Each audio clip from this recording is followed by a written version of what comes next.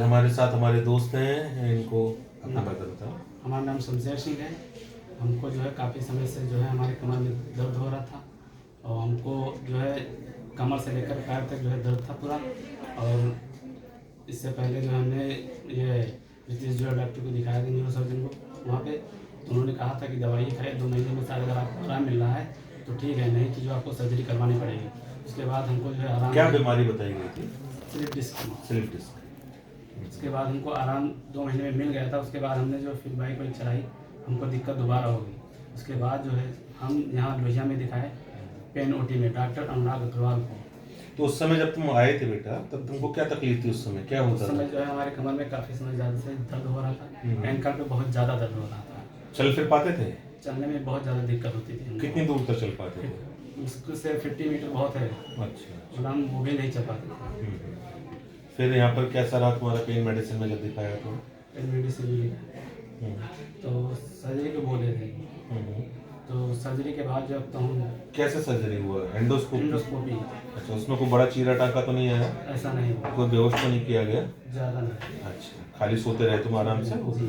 उसके बाद कैसा रहा तुम्हारा अनुभव? उसके बाद तो ठीक है, अच्छा, अभी पूरा दर्द में आराम है? काफ़ी आराम है। अब चल फिर लेते हो पूरा? हाँ, चल फिर लेते हैं। तो बड़ा चीरा टांगा कुछ नहीं आया? जी नहीं।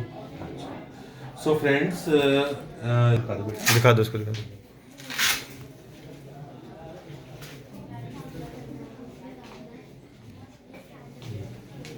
You can see that there is a very small scar mark. In fact, इसको स्कार मार्क कह पाना भी मुश्किल है, बट चूंकि हमने किया है तो हमें पता है एंडोस्कोप द्वारा इसका डिस्क का इलाज।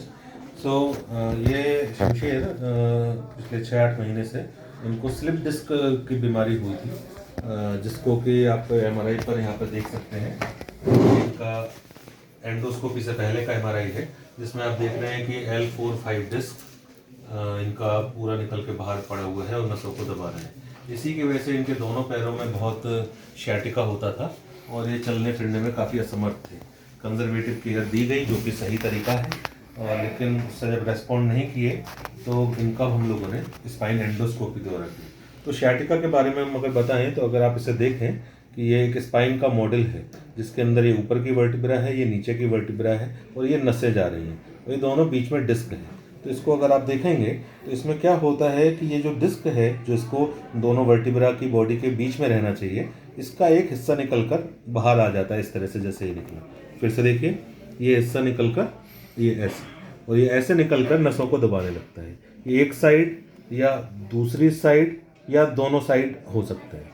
तो इसी को स्पाइन एंडोस्कोपी का जो सबसे बड़ा फ़ायदा है कि इसमें कोई हड्डी नहीं काटी जाती, पूरा जनरल एनेस्थीसिया नहीं देने की ज़रूरत आमतौर पर पड़ती है, और हम लोग एक दूरबीन, जो कि एक पेन के बराबर मोटी करीब करीब होती है, इसको लेकर जाते हैं अंडर लोकल एनेस्थीसिया और इस टुकड़े को निकाल के चले जाते हैं, और उसका नतीजा ये होता है कि पेशेंट को इमीडिएट रिलीफ हो जाता है और पेशेंट बड़ी सर्जरी से और फिक्सेशन आदि से बच जाता है। आप इसको अगर देखें तो ये MRI इनका दूसरा MRI है।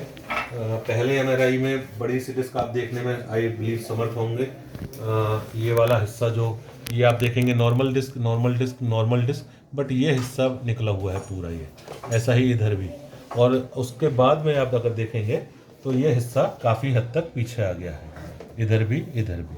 और ये MRI चूँकि एंडोस्कोपी के मात्र 2 घंटे बाद का है, अगर इसको हम 6 महीने बाद कराएंगे तो हमें उम्मीद है कि ये और ज़्यादा रेजोल्यूशन हो गया होगा। पेशेंट आपके सामने हैं, हम इनको देख कर बहुत खुश हैं और उनको शुभकामनाएं देते हैं, और हम दुआ करते हैं कि इनको दोबारा इस बीमारी से, किसी बीमारी से इनको जूझना ना पड़े। तो ये वीडियो मात्र आपकी जानकारी बढ़ाने के लिए है कि doctor Ram Manohar Lohia institute of medical sciences Lucknow में पेन मेडिसिन के अंतर्गत स्पाइन एंडोस्कोपी के द्वारा और रेडियो फ्रीक्वेंसी के द्वारा और बाकी बहुत सारे मिप्सीज यानी मिनिमल इन्वेजिव पेन एवं स्पाइन इंटरवेंशंस के द्वारा स्पाइन की कंडीशंस, जॉइंट की conditions, trigeminal neuralgia, cancer pen इत्यादि का मिनिमल इन्वेजिव तरीके से बिना किसी बड़े ऑपरेशन के हम लोग लगातार इलाज करने में समर्थ हैं। इसके लिए हम अपने अस्पताल प्रशासन को, डायरेक्टर मैडम को, और सबसे बड़ी बात कि प्रभु, सर्वशक्तिमान प्रभु को हम बहुत बहुत धन्यवाद देते हैं, उनके आभारी हैं। और हम चाहते हैं कि आप अगर इस तरह के किसी रोगी को जानते हैं या खुद पीड़ित हैं तो आप ज़रूर पेन मेडिसिन की सुविधाओं का लाभ उठाएं। इस वीडियो को थोड़ा शेयर भी करें जिससे और लोगों की जानकारी बढ़े, क्योंकि पेन मेडिसिन एक नई विद्या है।